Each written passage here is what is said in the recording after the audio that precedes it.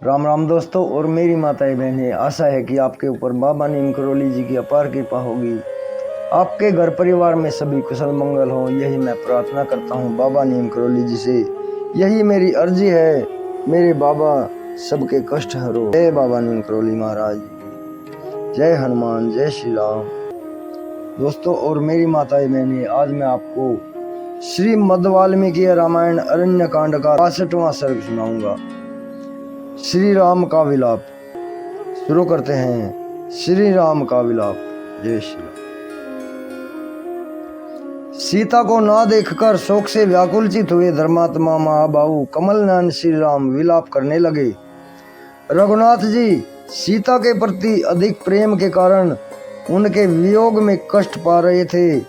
वे उन्हें ना देखकर भी देखते हुए के समान ऐसी बातें कहने लगे जो विलाप का आश्रय होने से गदगद कंठ के कारण कठिनता से बोली जा रही थी। प्रिय, तुम्हें फूल अधिक प्रिय हैं, इसलिए खिली हुई अशोक की शाखाओं से अपने शरीर को छिपाती हो और मेरा शोक बढ़ा रही हो।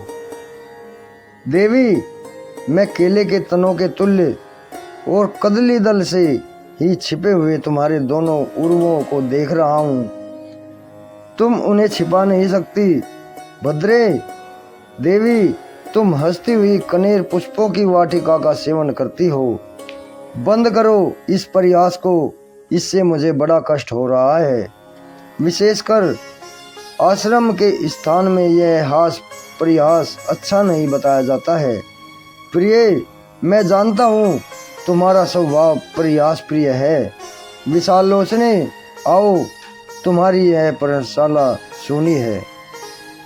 फिर भ्रम दूर होने पर वे सुमित्रा कुमार से बोले, लक्ष्मण, अब तो भली भांति स्पष्ट हो गया है कि राक्षसों ने सीता को खा लिया है अथवा हर लिया, क्योंकि मैं विलाप कर रहा हूँ और वह मेरे पास नहीं आ रही है।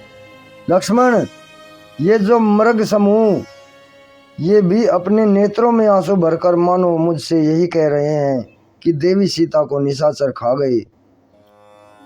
हाँ मेरी आर्ये, तुम कहाँ चली गई? हाँ साध्वी, हाँ वरवरणी, तुम कहाँ गई हो?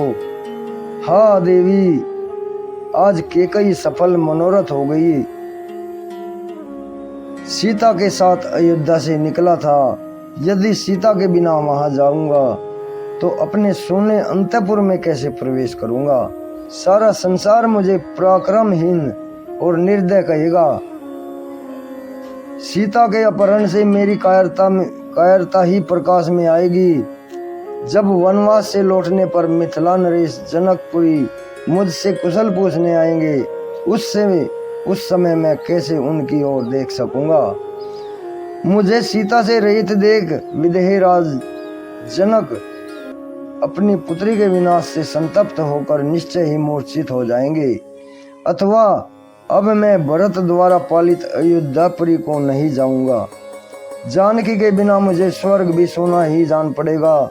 इसलिए अब तुम मुझे वन में ही छोड़कर सुंदर अयोध्यापुरी को लौट जाओ। लक्ष्मण, मैं तो अब सीता के बिना किसी तरह जीवित नहीं रह सकता। भरत का गाढ़ा आलिंगन करके तुम उनसे मेरा संदेश कहना। केकई नंदन, तुम सारी पृथ्वी का पालन करो, इसके लिए राम ने तुम्हें आज्ञा दे दी है। विभो, मेरी माता कौशल्या, केकई तथा सुमित्रा को प्रतिदिन यथोचित रीति से प्रणाम करते हुए उन सबकी रक्षा करना और सदा उनकी आज्ञा के अनुसार चलना। यह तुम्हारे लिए मेरी आज्ञा है। शत्रुसूदन, मेरी माता के समक्ष सीता के विनाश का यह समाचार विस्तार पूर्वक कह सुनाना। सुंदर केश वाली सीता के विरह में भगवान श्री राम वन के भीतर जाकर जब इस तरह दीन भाव से विलाप करने लगे, तब लक्ष्मण के भी मुख पर भय जनित व्याकुलता के चिन्ह दिखाई देने लगे। उनका मन व्यथित हो उठा और वे अत्यंत घबरा गए। इस प्रकार श्री वाल्मीकि निर्मित आस रामायण आदि काव्य के अरण्य कांड में 62वां सर्ग पूर्ण हुआ। जय श्री राम। दोस्तों और मेरी माताएं बहनें, ये श्रीमद् वाल्मीकि रामायण अरण्यकांड का 62वां सर्ग पूर्ण हुआ है। कल मैं आपको इसका 63वां सर्ग सुनाऊंगा और इस पाठ का भी नाम है श्री राम का विलाप। अभी आज्ञा लेता हूँ। भगवान श्री राम जी, हनुमान जी, बाबा नीम करोली जी आपके ऊपर सदैव कृपा दृष्टि बनाए रखे। यही मेरी आराधना, यही मेरी प्रार्थना। दोस्तों